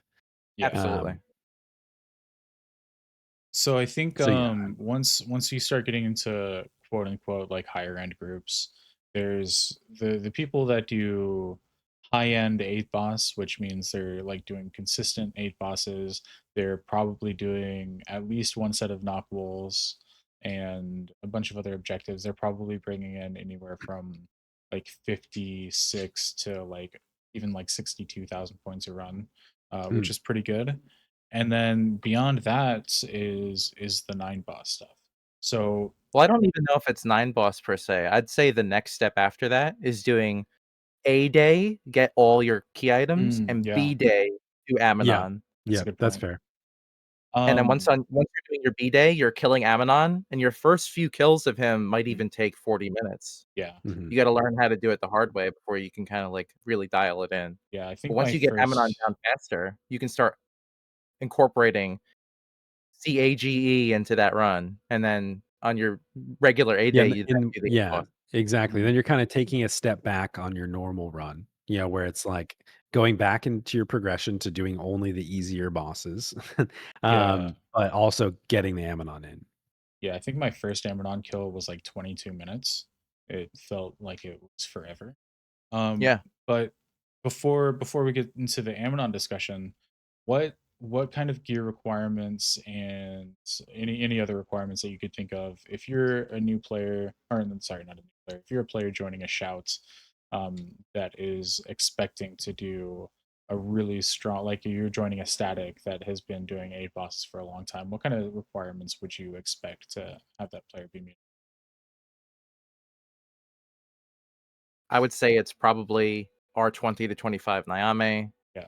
Um, not so much augmented Odyssey gear, but, at least bare minimum, the Odyssey gear. Mhm. Like, having augments on your Sakpata isn't as Mhm. impactful as having Sakpata. Yeah. You need Have +3 of all your, JSE, yep. that kinda stuff. To make sure you have all the mechanics down. So if you're on a DD, you need to know which bosses take damage from which skill chains. For instance, Yeah, Dart you don't wanna Top be doing the can wrong weapon yeah, skills. exactly. You need to have your weapon skills ready to go. You need to know which buffs your party is going to need. And another thing is just communicating. Well, because not Yeah. everybody's going to run the exact same way. We've run into this quite a few times where Oh, yeah, two yeah. really high end groups that have been doing nine boss for a year or longer every day can do stuff completely different. Yep. Everyone has the same goals, but tackles them slightly differently. Like, some people might not split up and do objectives, they might Mhm. do them all in one group together. Some people might do their path differently. Some people might prioritize doing skill chain damage versus just straight doing weapon skills, and there's all sorts of different paths to success. So Yeah, I think, starting, and oh yeah, also I go ahead. think just I was just gonna say, like, I think that, as the small server representative, like, we have a different culture to groups forming. I think, like, it doesn't really happen in shouts. There's not a lot of pickup stuff that happens. Um, but I do think that, like, like the most important thing is the communication element of it. Yes. Because like I think that like, depending on, who's joining the group or where they are, and what they've done in the past, etc. Like it could just be somebody's friend that they're trying to get caught up. And I think it's like it kind of goes back to our previous episode about etiquette and stuff like that. Yeah. Um and the previous comment about it, like, oh yeah, actually, can we kill all the FOMAR really quick? Because that's not really quick. I Yeah. think it's like if that person had come in and they'd said, there's somebody that's in your link shell or whatever, and they're like, hey, I really want to get into doing sortie, but before we go in, I really need to unlock everything. A lot of times, like the group will be willing to help you catch up if you're not surprising them with it. You know Yes. what I mean? Yeah. Don't catch them Uh, off yeah. guard. Even with Odyssey stuff, like we've seen it a lot where it's like, oh, okay, yeah, you want to do sortie. How's your Naomi? And it's like, oh, well, I've got a couple pieces at 5, and they're like, oh, okay, cool. Let's farm some Boomba tonight. We'll get you up to 20, and then we'll be ready to go. Like I think it's just that communication element. Um, and it's not always. I'm not saying that everybody's always going to be willing to help you progress, but like it's much better to communicate what you need first and understand what you need first than to surprise people with like your warriors being out damaged by the red mage and you're like, what's going, Yeah. Yeah. what's going on here? And that I think no happens matter a your lot. server, like, people are more willing to accommodate you and be helpful than you would expect, Hmm. and just asking and being polite and communicating properly will get you so much further than you'd expect. Absolutely. In fact, I actually had somebody message me saying that we need to do another etiquette episode because we forgot to talk about a couple of things, even though we Uh-oh. talked for like 3 Part two. hours. Yeah, we'll Yeah, do part two. There yeah, there's no end to that kinda I think topic. yeah, that I exactly. think that, like, with the first episode of that, it kinda ended up just being us, like, venting a little bit, It like, was. there's definitely Yeah, more to talk about, but, yeah, yeah, we just For need to get sure. some stuff off our chests, yeah. and now we can I mean, this is our place to yap, so we yeah, can we can use I this hate platform when however people we do want. this. Yeah. So every 10 episodes we'll do a social etiquette podcast, but really yeah, it's just us bitching about stuff. yeah. Okay, perfect. And Wouldn't so, like, believe if you what they're trying leave the if you pour the last cup of coffee from the coffee maker, like, you really fucking fill it Yeah. should. back up, otherwise the glass shatters, dude. Man. Yeah. Okay. So starting the transition from 8 boss to Ammonon, whether that's 9 boss or Ammonon, it's a couple of boss. How would you guys start that? Would you recommend people, because let's clarify this first. The strategy that is used for Ammonon is completely different than any of the other 8 Mm, strategies. yeah, Yes. Dex, you Amanon wanna can be yeah. tackled via magic or physical, although Mhm, magic has become far less popular these days. mhm, But if you're doing a magic 8 boss comp, you can transition to Amanon and do him. I don't think you can do him hard mode style with mage. I don't think that's possible. I could be corrected. But, you can do him normal mode. It just requires a completely different set of equipment and tools and like, understanding. Like, the main thing when you're going to be tackling Ammonon that will change is your sub jobs, yeah, first and mm, foremost. Like, most yeah, melees everybody's and suddenly supports on will Subdark, start yeah, subbing Dark Knight to absorb TP, or, like, if you're doing mage mode, I think the Corsair sub Samurai to close skill chains. But the point is your sub jobs are gonna change, which means a lot of jobs will lose dual wield. yeah, You're gonna have different, like, different comfortability changes that you're not familiar with, that you need to get comfortable with. yeah, absolutely. So would you say they should go straight to Ammonon, or would you say they should practice on the other bosses first, or does it matter? I think a mm, smart way to go about it is to do your 8 boss run with the Ammonon comp, Okay, whether it's changing jobs or just sub jobs mm, or both, and getting comfortable doing 8 with those sub jobs so that you know what needs to be adjusted, if your sets are right, if you need to adjust your sets. yeah, Um, like, for example, if you're subbing Dark Knight for absorb TP, you're gonna need gear for that, and you yeah, need to make that set correct. right. Yeah, I think that Smobo makes a good point. Like having your gear sets, because like I remember my very first Amazon, we got it to 99%. Because like you go in and like somebody's absorbed TP set was off, Mhm. or like whatever happened, and like literally within 10 seconds, a job really went off, and he killed everybody. You know what I mean? Um, and so like if you don't have those sets, you don't understand the core concept of doing Amanon. Um, in advance, it's the fight's going to be over, and then potentially the whole day is over, depending on where you died. Yeah. Um, and yeah, so I think that like that's the first step. But assuming I don't know. I kind of think that like the way I approached it at least was that we just started saying like, okay, like um we're gonna keep doing our 8 boss or whatever 6 days a week. On Mondays, it's Mhm. our Amanon attempt, and that's the only thing we're setting out to do. So it's just a practice W run, and Yeah, there's no expectation. if that means we die in 5 minutes, then we just had a 5-minute sortie. If that means that we, got it we spent 59 minutes fighting Amanon, then, that's just the entire run. That's a great Um, mindset. but yeah, it's just like because it is, like, such a different engagement. Um, and I think like committing a day to it. If you're at that point where you're like you're starting to progress Amanon, I think that like you're probably at a point where losing a day of Gallimafree sucks, but it's not like the Yeah. difference between getting your next plus Every 3 attempt piece or not. Yeah. every attempt is progress, right? Because you're gaining knowledge and Yeah. experience. I I think actually we glossed loved over it. doing. Yeah, go ahead. Oh, I'm sorry. Oh, I was I was gonna say, I think we glossed over it a little bit, but, like, each boss has their mechanic and their magic procs and whatnot, but the whole thing with Ammonon is every single one of his TP moves is devastating to the party and will mhm, typically Yeah. wipe you, yeah, and the trick to him is to keeping him denied of TP so that it never happens. yeah. I was gonna say that my favorite part about progressing through Amanon was doing it first. That way, if I did die in 5 minutes, I wouldn't have to do sorting Yeah. I don't think That's everyone shares actually that. anymore.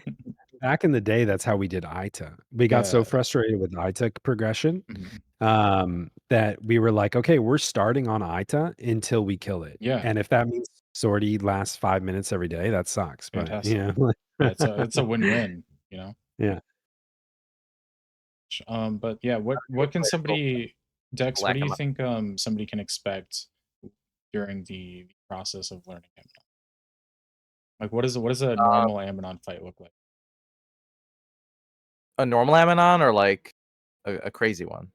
Both, What's the normal whatever. Amazon progression? Yeah. Yeah. Normal Ammonon progression. The biggest thing for Ammonon is, this is kinda getting into the nitty-gritty, but on pull, he starts in dark mode, Mhm, which means he's susceptible to dark stuff, um, which is what allows you to absorb TP him. If he throws a new move out, he will change his element, Mm, which makes him unable to be absorbed of TP.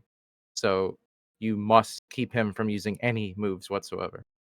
Uh, Progression on him will be killing him as fast as possible, which for many new groups will take 30, 40 minutes, maybe even more. And it depends on what damage dealer you bring, because I think Dancer is the premier job for Ammonon mhm, for a multitude of reasons, but it mhm, can be done with Dragoon, Monk, Dark Knight. mm, I think Dark Knight's probably the second best.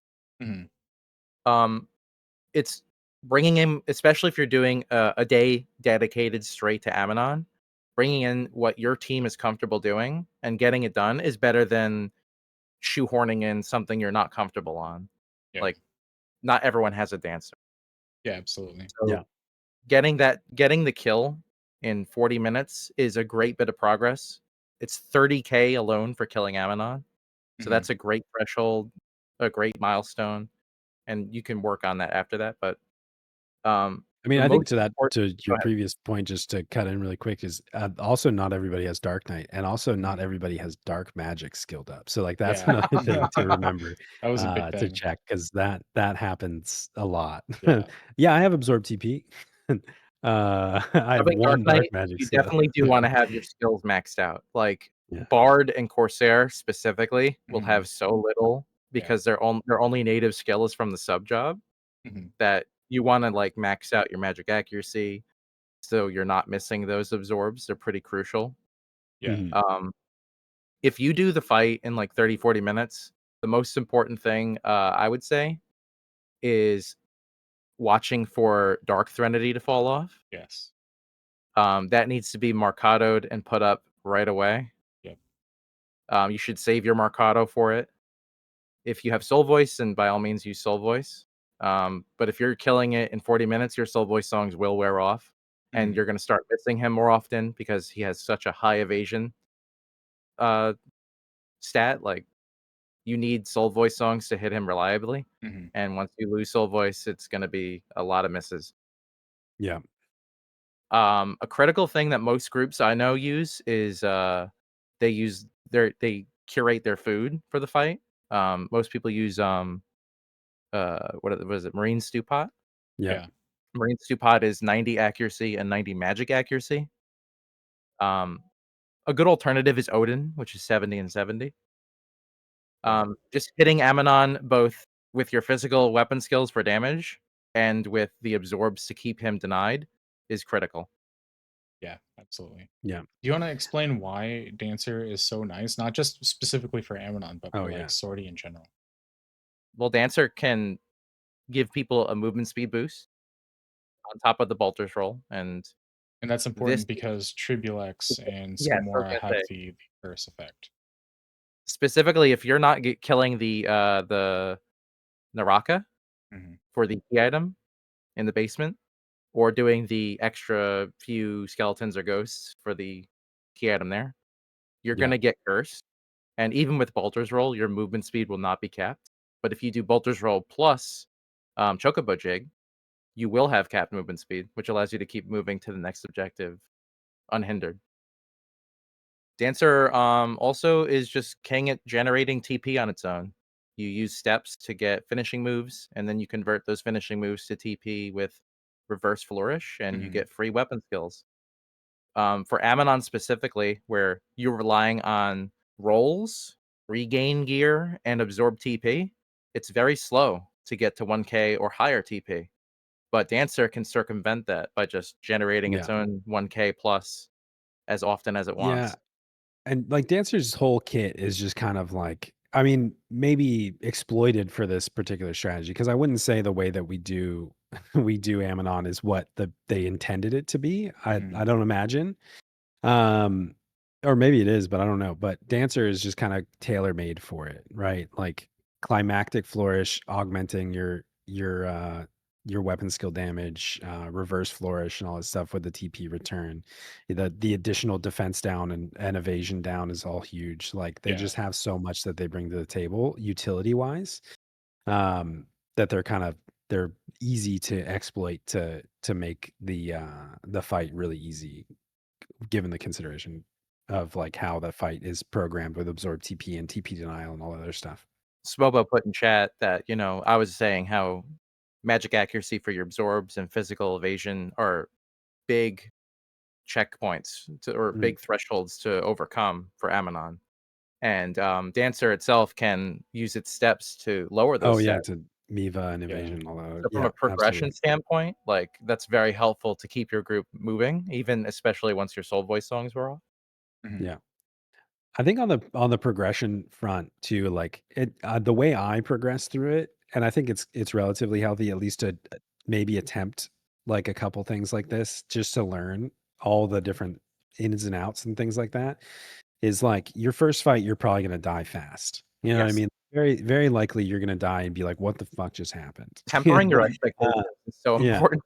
Oh, yeah. that's step 1, and then I think that, like, a step 2 that's pretty healthy on most fights is timing it out. You know what I mean? Like, if you can make the fight last 30 or 40 or 50 minutes, um, then you know your absorb TP is correct.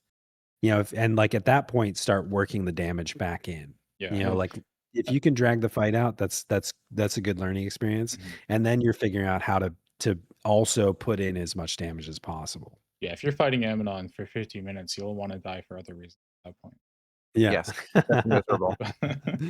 I would say it's important to note that absorb TP, it steals a percentage of the mob's TP if it goes Mm, unresisted, Mhm. and a mob can use its weapon skill at 1000 TP, especially under yeah, 25%. It will Yeah. almost always use its weapon skill at 1000 TP. So if you're draining 500 TP, that means the mob yeah, had 1000 TP, yeah, and it can kill you. Yeah. Um, so the typical range for absorb TP that you want to be draining is under 400, under Mhm. 300 even. You want if you're seeing a 350, 400 drain, you're in the danger zone. Yeah. yeah. I Yep. remember panicking a few times when I saw, well, both when I saw higher absorbed TPs, but also when like, you're just watching the chat log scroll and somebody aspers for, 400 or 500, you're like, "Oh no. Oh no, And it's it's the fine." same color because it's that, like, Yeah. Yeah, off-white blue. yeah, Yeah. There was recently a conversation in Felner's Discord about what the absorb TP Um, slow TP, and I said personally, as long as I don't see a 400, I just fucking go balls to the wall. Just yeah, fuck it. But if I do see a 400, then I'm like, oh shit, I should fix I would something. say this varies completely at where your progression is. If That's you're doing yeah. a 40-minute Amanon and you're playing slow and steady, Mm. and everyone's just absorbing constantly and not feeding that much TP, you're gonna see a lot of 90s, a lot of 120s, yeah, Mm. yeah, and that's gonna be cool for you. Yeah. Once you get Absolutely. comfortable and you wanna start pushing the limits, you're gonna be using more weapon skills more frequently, and you're gonna see 200s, 250s, even 300s, and you're gonna I think the biggest, most important thing about doing Amanon is always using your absorb on cooldown, no Yeah. matter yeah, what. Very Like, important. if you have an action that you want to do, but your absorb is off cooldown, you should be absorbing, not doing the action you want to do. Mhm. What should once they've gotten the fight down to a reasonable degree, how long should it take for them to What do you mean by reasonable? like they understand the mechanics, they're doing everything correctly. What can a decent group expect a normal You want fight to kill Amanon in 1 soul voice, so so under 10 about minutes, 10 yeah, 10 mm, minutes or less. because that's when the soul voice wears off, you will go to a from killing him at a good pace to a screeching halt, and you Yeah. will, like you'll yeah. just be dragging the wheels behind you. Yeah, I think that Um, like, it depends on your group. Ultimately, everybody, if like you're coming into a group that's already doing 9 boss runs or Mhm. something like that, they're gonna be, you know, in a better position to like carry, and pick up some slack and stuff like that. But if you're building a group that's never done it before and everybody's new, you know, Yeah. I think that like having that expectation, if the first time you do Amazon, and there's no way you're going to do it in 10 minutes, absolutely not. like, Absolutely. so it's like, that's why, like, if you can get a 40-minute Amazon done, that's great. And then start working on like the 30-minute and then the 20-minute. And then, like, because I think if you can do a 20-minute Amazon, you still have 40 minutes, or 35 minutes left in sortie to do, your CAGE or you're starting to get a net positive Galima free From doing 8 with boss. 30 minutes left. Yeah, Yep. with like Yeah.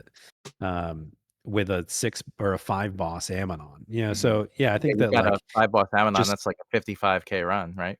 yeah. Maybe Yeah. more. I mean, ultimately, you definitely want to work towards that idea of doing a 10-minute, but it's Mhm. like if that's the gold standard, like if that's the key target, just always know that that's where you want to go. Yep. And I think the important thing is to like, for a group that's progressing anything, I think it's important to always like leave Mhm. wondering what you can do better.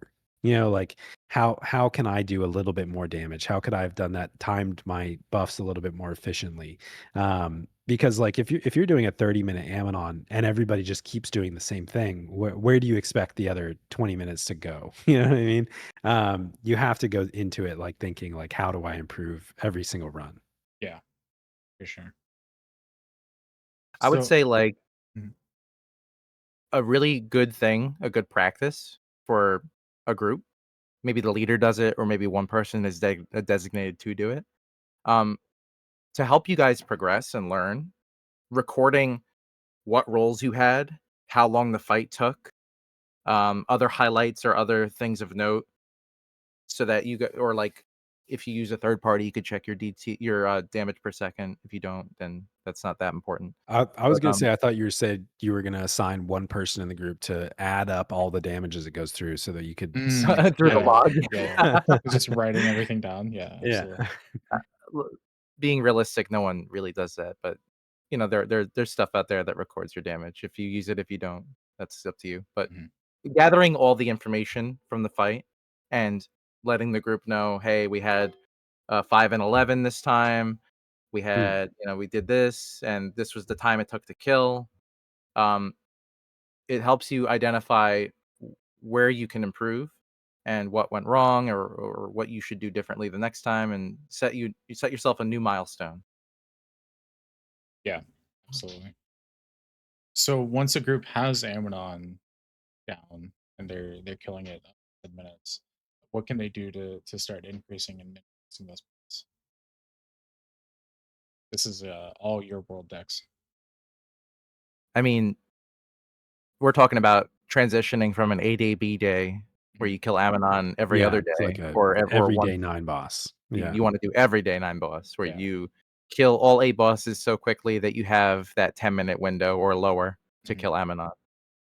Yeah, now we're talking about like the min maxing, the little tricks. Like I for instance, I did a 9 boss run with you once, and I remember there was the small things that added up points. For instance, when we were doing the D objective to get access to the guy, which is kill 3 Fomors with 4 step skill chain, we pulled the room of 6 and we killed them in the order to get the extra points for that chest by killing job list order. My group does that, but not for the extra points. The extra points are just nice. Yeah. We specifically do that because we want the medal for D. We Mm. found that if you do D, uh, very often he'll do eroding flesh, and that is a real detriment to the red mage. It takes the red mage out of DPSing with black halos, and it makes the red mage have to stop and rehaste everybody, which is a huge waste Oh, of time. interesting. Oh, Yeah. interesting. Yeah. Okay. That makes sense. So that's the AoE slow, huh? Yeah, and it's Cool. really annoying because everyone has to panacea it off before the Mhm. red mage rehastes them. Yeah. I'd rather Oh, just spend the yeah. extra couple minutes doing 3 more foamers Yeah. and Mhm. getting an extra 600 or 800 points on top of doing so, and Yeah. then not having to worry about that. You have any We didn't other? talk about this previously, but Mhm. you just reminded me as just like another thing that that's something else that you can do as you're progressing, even like less so Scamora because like it's just movement speed after the fact, but like um Degi into Aita or Gartel even is like getting the extra key item to make the fight a little bit less Smoother, yeah. punishing. Yeah. We used to do Tilidia and like do the stupid AoE weapon skill thing. It takes forever, but like we're like, oh, this is how this helps us progress Aita, so it's worth the time invested. Mhm. Do you still do That one's that? really hard to do. No, absolutely No. not. Do you do the Mm. well, actually, Higmo, you're the one that first put out the stuff about the Ixion. So do Yep. Yeah, you still do that? You're the no. man Oh, that I discovered it. the day. No, I wasn't the man that discovered it. I just shared it. Um, uh, the day we did that and just made that video was probably the last time we did it. Oh, really? That's funny. It just takes too long. It's not worth, Yeah. The like thing again, about, like if you're that NM learning in the fight particular, Mhm. and the you're key item dying doesn't to benefit. Gartel or Aita every single time, it's absolutely worth picking up the key item Mm. to get to the end of the fight. But like the idea would be to remove that requirement going forward. Yeah. Yeah. So, Dex, would you rather do objectives to get extra points while you're running around through the zones to the bosses, or would you rather fly through the bosses as quickly as you can and then go to do some extra objectives, By extra, you mean like like flans Nox, or Flans, whatever, Mm. whatever's available? um, basically being the leader in my group, I'm more like the shot caller, and I'm always watching our time, and I have a general understanding of uh timestamps where we typically kill things. And if we're behind or ahead, I'll make like a judgment call on we have time to go do this extra Oh thing. yeah. Um, I think for a progression standpoint, you wanna save anything extra till the end, like, you wanna get the bulk of your points, you wanna get the bosses down, and then anything else is icing. Once you're kinda comfortable, then you can kind of, have an idea of, I'm gonna assume things will go right because we've done it so many times, and we can squeeze in this here or this there, and if you're doing things on your route rather than going out of your way after, you're gonna save time, just Yeah. naturally. Absolutely. That's why Yeah, I think I'm a that big proponent. Oh, go ahead. I was just gonna say in most sortie runs, most of your time is spent running, right? Yes, maybe 20 So plus like minutes. so if you're spending most of your time running, you want to decrease the amount of time running as much as Mhm. possible. So like if you find you that you have 5 minutes left at the end of your eight boss, you can maybe start to think about like, okay, so maybe we could stop and do knuckles as we're running through this particular area because we don't have time to end the fight and then run back. But because you don't have time for that. But we do have 5 minutes, so we could kill the knuckles in this time if we had done it along the way, that kind of thing. Like, a good example of, saving time and utilizing time efficiently, if our group is on a good pace and we haven't, like, made mistakes or stopped to do other things along the way, um, personally, my group ends up in E room by, like, 19, 18 minutes. That's a good time for us, which means then we could go and pull all the flans and fight those for 3 or 4 or 5 minutes and then run to E, and in doing so, we've been in E zone for 5 minutes, which means the knockballs are up. So after Amanon, we have time to go do that. Oh, taking advantage of those little Yeah. things. I think Yes. one of the biggest benefits a group can do once they get really comfortable, Mhm.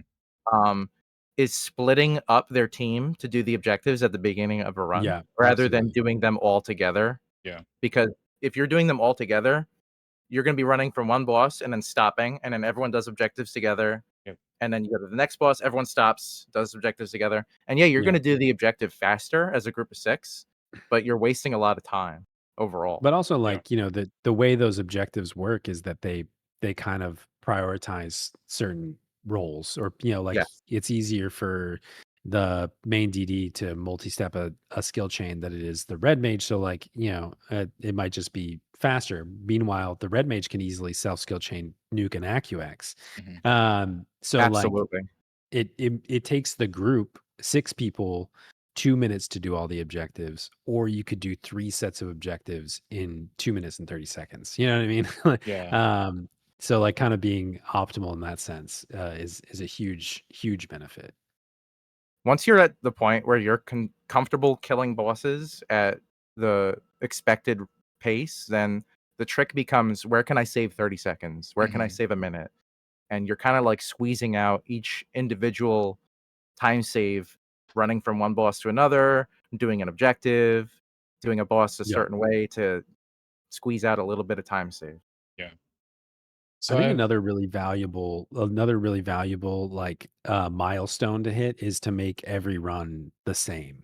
mm, Yeah. Um, which like, when you're doing an 8 boss or a 9 boss even, you just get into that groove and it's the norm, but, like, I think a lot of groups that are starting out, like, every time they go in and you're trying to figure out like, "Oh, what axis do you have? What axis do I have? Should we just start on A or maybe we can go no, no, we can't do that yet." So it's like if you can get your static into a group where it's like every time you start on the same boss and you end on the same boss, yeah. um, that like getting into that groove is really valuable. The biggest thing that's beneficial of doing that, because my group, when my group first started doing 9 boss, we would do something, and if we messed up, then we're like, "Oh, we have these key items, so we'll change the order." And we changed the order, and then we did something different the next time until something else happened, and then we changed the Yeah, order again. Yeah. But the problem becomes you can't consistently have 6 people show up every day, every single yeah, day. Yeah. And then when someone new comes in, they have different key items than you, and you're like, "Well, shit, now I gotta go back to doing a certain way." yeah, By doing it the same way every single day, like Hegma was saying, you can now run with anybody, anytime, no stress, and you can kinda just really hone in that strategy and get really yeah, comfortable and good at it. Yeah. I have the luxury of making sure that my group has the same temporary hours, so I Well, have you're it set lucky to up. have 5 cousins. I Yeah, but I have it set up really nicely right now. So I run in, I go straight to ITA, I soul voice on ITA, Yep. I go straight from ITA to Tribulex, so I have soul voice on those two, and then I Oh, go nice. Yeah. upstairs. I do all the upstairs bosses, and then I do Dartok and Cartel. But I cut in cards in the middle of it, so by the time I get back to Dartok, I have soul voice back up, and then so I just have soul voice for all of the basement bosses, and it's really really nicely. I wouldn't mind going into, like, all the nitty-gritty, but I don't think that's Yeah. very Mhm. beneficial here. So the other two things that I want to talk about here, um, the first is I know this probably is not a problem on Shiva, but on Azura it is. There is a ridiculous amount of comfort that people have using Taco and Sortie, even in Oh, pugs. yeah. Don't do it. I joined a pug when I was recording footage for my White Mage guide, and they started tacoing at like 300%. And I'd never met these people before. And we were on Discord, and I was actually streaming on the at the time. And somebody asked me on Discord, and it got announced to all the streamers, "Hey, should I taco through this wall to go help that person?" Oh my god. And I was like, "No." In general, no, you shouldn't do that. Yeah. Like, I think that, like, there the this is a whole conversation that we could or couldn't talk about, but I think that, like, the fastest ticket to getting your account permanently banned Yeah. is to use stuff like that, and, Yeah. Any sort of position altering tool, like, don't do it. I yeah, like, don't do that, don't use the program. I know it, like, it's gotta be tempting, but, like, it's not worth it. Getting 40,000 or 50,000 Gallimafree instead Mhm. of 30,000 is not worth losing all your progress on your character forever For and real. starting at level 1 in Bastock This Mines. You all know what I goes mean? back to, like, Like, you can only get so much points a month where you're not meeting the psych threshold, and it's really not that big a deal, like, yeah. Yeah. So somebody in chat said some that most of the nine boss groups rely on that. But so a lot of them do, and a lot of them don't. Like I know quite a few people that were in boss groups that were doing that that have gotten banned. If you're in a so the thing that I have an issue with is often I see people bragging about their nine boss runs, and they're like, "Oh yeah, we got 94K or something ridiculous," Yeah. and it's like we know you're flea hacking, tacoing. Mhm. So just it's better in the long run. It's better for the group, and it's better for yourself if you just avoid those tools. People think that you're safe because sortie is like this weird instance thing, but you're not. It's very easily detected. Yeah, I mean, I think that we don't have to go into, like, all that stuff, but, like, I think that there's a pretty clear indication that it's monitored in some way. And at some point in the past few years, like, suddenly a lot of people will be like, "Hey, I just got error, whatever, whatever," um, and I was just randomly disconnected. And it turned out that all of Yeah. those people were just Yeah. moving a little bit too fast. Yeah. Um, or, "Hey, I just got stuck in this zone line. Does anybody know what happened?" Yeah, we probably got there too fast because the game is checking. The Yeah. game I've has had an people automated join. system that is checking how far you're moving, Yeah. and I'm not saying that they're automated, you know, issuing suspensions for it, but I think it's logged in some way. So even if you're in an instance, it's not safe, don't do it. My rule of thumb is, like, I I I care about the longevity of the people I play with, and I don't want to see anyone get banned, and I just don't want to associate with anyone that uses those tools. Like, this is an old game, there's a lot of third party out there, and most of it's just basic quality of life. Use what you want at your discretion, but please don't use those really egregious tools. You're just gonna Yeah. get yourself banned, you're gonna get people around you in trouble, don't it's not worth it. All right. Don't do drugs, kids. The last thing that I wanted to talk about sortie is have you guys seen the video of the monk Amanon method? Of Oh course my I god, the double monk that just happened? Yeah, that was awesome. That's so I cool. had mentioned Monk earlier when I said Ammonon Yeah. progression. Yeah, yeah. It's pretty cool to see new things being discovered. Yeah. Mhm. Obviously, it's not gonna be as efficient as the best known way with the dancer thing, but, like, I'm Mhm. happy to see that people are finding new ways to do stuff because not everyone is gonna have a dancer, not everyone's gonna have these Yeah. Yeah. jobs. Like, using that ingenuity to find new strategies is always super cool. He killed it pretty quick. I think he did like a 9-minute Amnon in the video that he put out and said that that wasn't his fastest. For That's those who crazy. aren't familiar with it, Sturk Llewellyn is on YouTube.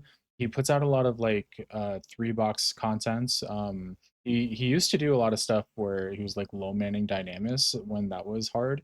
Now he's been putting out a new method doing Amnon. He put out one where it was just a solo monk, and more recently he Yep. put out another one where he has 2 monks meleeing. And most of us never actually pull out our weapons and melee Ammonon.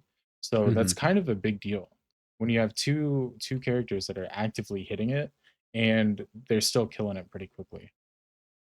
It's pretty cool for them to be able to, like, chain penance off of each other with chi Yeah. blast, Yep. that Yes, kinda and like stuff. that's like the old school, like this is the HTMB strategy. This is how we do Odin a lot of times. It's why how Yeah. people Zerg, Lilith, etc. And Mhm. it just capitalizes on the fact that Monk's core, one of Monk's core mechanics is that it's the king of TP denial. It's so easy to subtle blow two cap, and subtle blow cap in general Mhm. on Monk. And then they have both Shijin Spiral, which applies a plague, and Penance from Chi Blast, which is a inhibit TP. So basically, like a monk can feed less TP to an enemy than anybody else, Monk should be, like, while 75% draining subtle some of their blow, right? TP. Yeah, yeah, exactly. And it's just it's so like that's why those strategies work is because you're trying to avoid the enemy doing much of anything, Yeah. um, while you're putting out damage at the same time.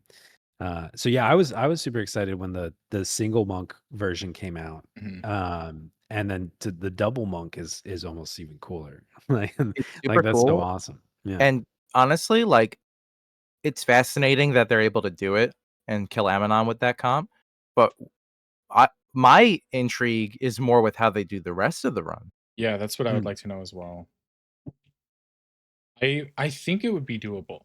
I think you could go bring in 2 monks and the rest of the group because let's if I don't know their exact composition, but they had a monk sub rune, a monk sub dragoon.